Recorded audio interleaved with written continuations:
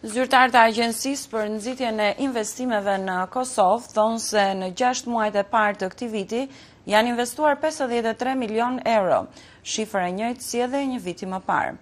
Ata thonë se po bëhen përpjekje të vazhdueshme që të rriten investimet e huaja, por ata nënvizojnë se shkalla e lartë e korrupsionit dhe tregu i vogël vazhdojnë të jenë pengesat kryesore në përpjekjet për shtimin e investimeve të huaja, që vlerësohen të domosdoshme për rimëkëmbjen ekonomike të Kosovës. Nga Prishtina njofton korespondenti ynë Leonard Shehu. Zyrtarët e Agjencisë për nxitjen e investimeve në Kosovë thonë se në 6 muajt e parë të këtij viti në vend janë investuar 53 milion euro nga shtetet e ndryshme të botës, një shifër kjo e njëjtë si të një viti më parë. Drejtori i kësaj agjencie, Valdrin Luka, thotë se gjendja ka filluar të përmirësohet dhe se ka kërkesa të shumta për të investuar, ndërsa numëron shtetet që kanë investuar më së shumti gjatë këtij viti. Gjermania vazhdon të jetë investitori kryesor në Kosovë, siç ka qenë që nga viti 2007, që ka investuar rreth 500 milion euro deri më tani. Po ashtu ka qenë mjaft aktiv Austria, ku ka investuar rreth për 6 muajt e parë të këtij viti rreth 10 milion euro.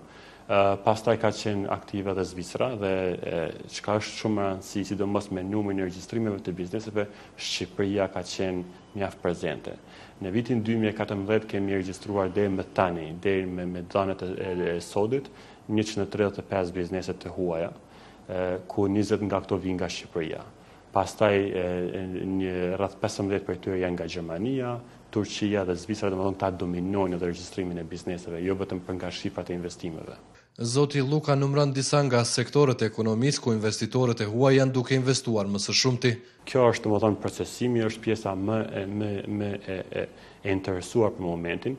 Në fakt nga 135 biznese që i përmenda që janë regjistruar gjatë vitit 2014, 40 biznese janë pikërisht në këtë fushë.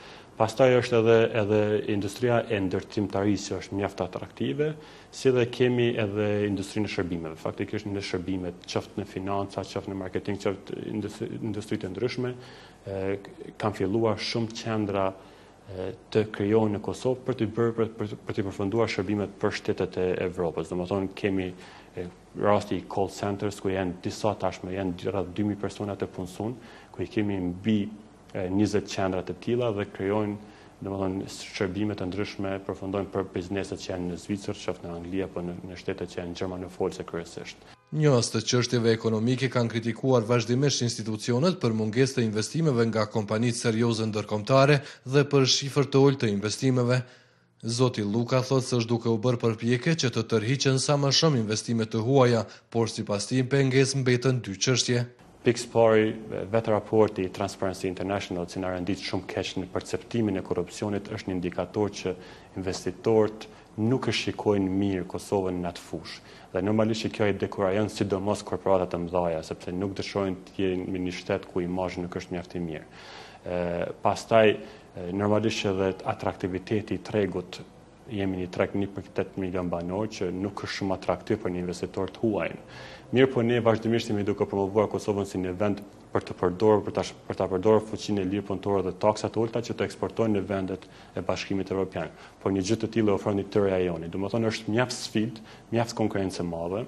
Ne si Kosovë ndoshta jemi mbrapa për sa i përket stimulimit të investitorëve të huaj, kemi më pak forma stimuluese se sa investitorët, se sa shtetet fshinje. Zoti Luka thotë se një rol të rëndësishëm në rritjen e investimeve luan edhe diaspora e Kosovës.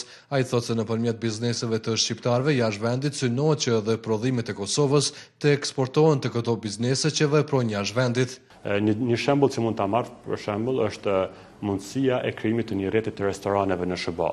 Në Shtetet e Bashkuara janë rreth 4000 restorane të shqiptarëve nga Shqipëria dhe Kosova, të cilët ofrojnë një potencial mjaft madh të blerjes së vajit të ullirit, të djathit, të verave, domethënë gjërave të tilla që mund të furnizohen shumë thjesht.